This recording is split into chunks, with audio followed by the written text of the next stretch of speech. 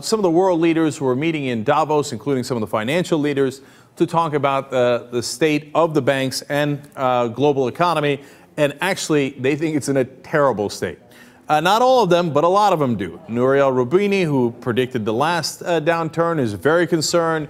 Last week, we showed you George Soros's quotes. He says the best case scenario is that we have fairly disastrous deflation, which destroys so many parts of the economy and the ability to recover. And he said the worst case scenario is quite likely, which is a global economic financial meltdown. And it turns out he's not alone either. Very influential leader, in fact, the leader of Hong Kong, Donald Tsang, came out and talked. Now, he had apparently had a role in rescuing the Hong Kong when there was the Asian fiscal crisis many years ago. And he said, compared to that and compared to even 2008, what's coming up in Europe might be even worse. Here's some quotes. Quote, "I've never been as scared as now about the world, what is happening in Europe."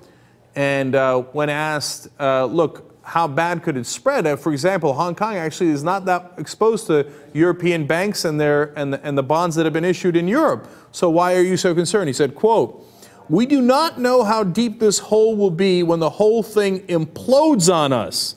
Nobody is immune." So now that's some very strong words from a guy who is not reactionary at all. So he's trying to put out a red flag there saying the whole world needs to be concerned. We might have total meltdown. And once the European banks or the American banks that gave to Europe go down, everybody goes down. And that's why people like Tim Geithner have been doing what they literally call extend and pretend. They keep giving money to the banks so they can extend the time period and pretend that they're financially healthy when they are not. Look, that's a financial time bomb. And you could only extend and pretend for so long. You could only put so many Band-Aids on it before it blows up. And now you've got world leaders and financial leaders saying, tick-tock, tick-tock, we're in trouble. Now, I don't agree with Donald Tsang's overall idea for how to rescue it. He says basically Europe has put in about $1 trillion into this rescue, and they might have to quadruple that, put in $4 trillion. But that's another extend and pretend, if you ask me. I mean, where are they getting the $4 trillion from? I mean, everybody's just printing money, pretending that it exists, and then trying to make sure this thing doesn't go under. But at some point, all that is bound to blow up. And it might, interestingly, be the Germans who lead to that demise, not because they've done anything wrong, but because they're the ones calling BS on all this.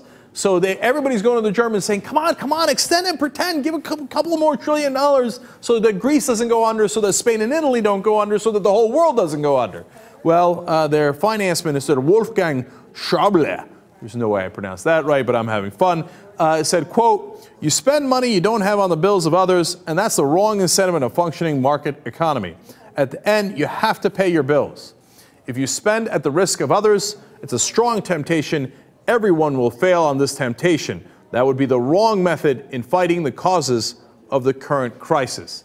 Now, I generally agree with him, but when the Germans pull the string and go, yeah, 999, no more money for you guys in Greece or anywhere else, the whole house of cards might come crumbling down. So we have that to look forward to.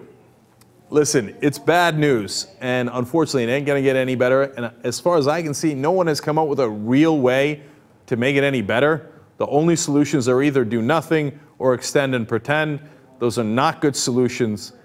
So ultimately, we're on the clock. Tick-tock, tick-tock.